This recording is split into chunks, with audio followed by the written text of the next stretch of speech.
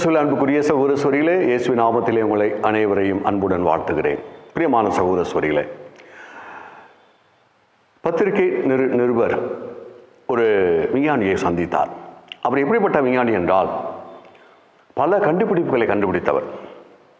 வழக்கமாக ஒரு கண்டுபிடிப்பை கண்டுபிடித்தாலே பெரிய விஷயம் இல்லையா? பல கண்டுபிடிப்புகளை கண்டுபிடித்து இந்த உலகிற்கு அர்ப்பணித்தவர். அப்படிப்பட்டவரை இந்த நிருபர் போய் சந்திக்கிறார். எப்படி உங்களால் இவ்வளவு கண்டுபிடிக்க முடியுது என்று சொன்னபோது, நான் சிறுவனாக இருந்தபோது என்னுடைய தாய் கொடுத்த அனுபவம் தான் என்று சொல்கிறார். அந்த தாய் என்ன செய்திருக்கிறார், இந்த சிறுவனை, 6 வயது சிறுவனை, நீ போய் ஃப்ரிட்ஜில் இருக்கிற பாலை எடுத்து வா. அவரும் போய் அந்த பாலை எடுத்து வருகிறார். அந்த எடுக்கும் போதே கீழே தவறி விடுகிறது, கீழே கொட்டி விடுகிறது, உடைந்து விடுகிறது. அந்த தாய் ஓடி வருகிறார் சத்தம் கேட்டு. இவர் கண்டிப்பாக தாய் அடிக்கப் போகிறார் என்று கொஞ்சம் பயந்து பின்வாங்கி நிற்க போது, அந்த தாய் இதை எப்படி துடைக்க வேண்டும் தெரியுமா என்று அந்த உடைந்த கண்ணாடி குடுவையும் அந்த பாலையும் எப்படி துடைக்க வேண்டும் என்று துடைத்து காட்டினார். அதே போல காது வைத்த பாத்திரத்தை எப்படி தூக்க வேண்டும், காது வைக்காத பாத்திரத்தை எப்படி தூக்க வேண்டும் என்று அவருக்கு சொல்லிக் கொடுத்தாராம். பிரியமானவர்களே, ஒரு விஞ்ஞானி ஒரு கண்டுபிடிப்பை கண்டுபிடிக்கிறார் என்று சொன்னால் பல முறை தவறுவார்.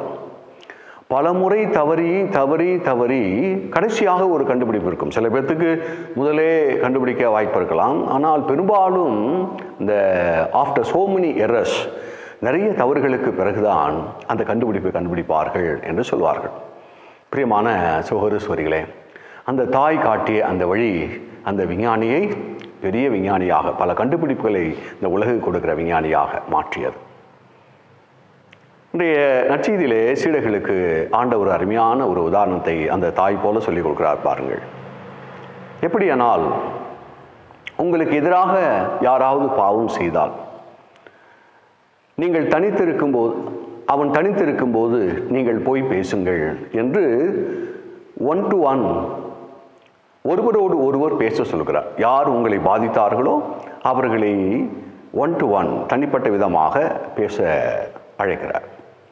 அப்படியாக பேசி ஒருவேளை அந்த பாவத்தை ஏற்றுக்கொண்டு அவர் மனம் வருந்தினால் சரி, அவர் அதை ஏற்றுக்கொள்ளாமல் அல்லது அதற்கு மாறாக அல்லது மேலுமாய் காயப்படுத்துகிறார் என்று சொன்னால், இன்னும் 2 பேரை கூட்டிக் கொண்டு போய் பேசு என்று சொல்கிறார்.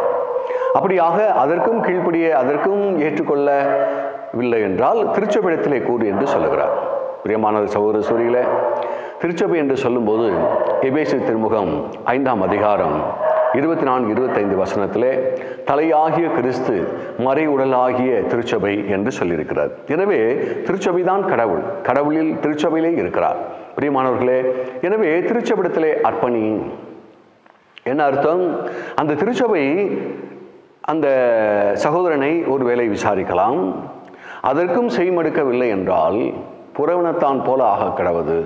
கடவுள் எந்த பாவியை விட்டிருக்கிறார்? 7 முறை அல்ல 77 முறை மன்னிங்கள் என்று சொன்னவர் எந்த பாவியை விட்டிருக்கிறார்? பாவி அழியக்கூடாது, மாறாக மனம் திரும்பி வாழட்டும் என்று சொன்னவர், பாவியினுடைய வாழ்வையும் விரும்புகிறவர், இந்த உலகம் பாவத்தில் இருந்த போது பாவத்திற்காக உயிரை கொடுக்க முன் வந்தவர், நோயாளிகளுக்கு அல்ல நோயுற்றவனுக்கே மருத்துவன் தேவை, நீதிமான்களை அல்ல பாவிகளே அழைக்க வந்தேன் என்று பாவிகள் சார்பாக நிற்கக்கூடிய கடவுள் எப்படி பாவிகளை தள்ளிவிடுவார்? எனவே அன்பான சகோதர சகோதரிகளே, அந்த கடவுளின் மனதை நாம் புரிந்து கொள்வோம் என்றால், அப்படி நமக்கு எதிராக அன்புக்குரியவர்களே பேசுகிற தீங்கு புரிகிறவரிடத்திலும் கூட நாம் அவர்களுக்கு நன்மை செய்ய அழைக்கப்படுகிறோம். பாருங்கள், அவர்களை திருத்தும் போது ஏதோ பகையை வெளிப்படுத்துகின்ற ஒன்றாக, அவர்களை குற்றம் சுமத்துகின்ற ஒன்றாக, அவர்களுக்கு ஏதாவது தீங்கு விளைவிக்கும் நோக்கத்தோடு நாம் செய்யக்கூடாது. மாறாக அவர்கள் மீது அன்பு வைக்க வேண்டும். அன்பினால் மட்டுமே, அவருடைய நல்வாழ்வின் மீது உண்டான கருத்தில் மட்டுமே, அவருடைய எதிர்காலத்தில் உண்டான கருத்தில் மட்டுமே, அவருடைய நல்ல எதிர்காலத்திற்கு உண்டான கருத்தில் மட்டுமே நாம் என்ன செய்ய வேண்டும்? அன்பானவர்களே, அதை கூட நாம் சுட்டி காட்டி அவர்களை நல்வழிப்படுத்த முற்பட வேண்டும். பிரியமான சகோதர சகோதரிகளே, அப்படியாய் நமது வாழ்வு, நம்முடைய செயல் அவர்களுக்கு நல்ல விதமாக கடவுளோடு இணைவதற்கும் மறுவாழ்வை பெறுவதற்கும் ஒரு உதவியாக இருக்க வேண்டும்.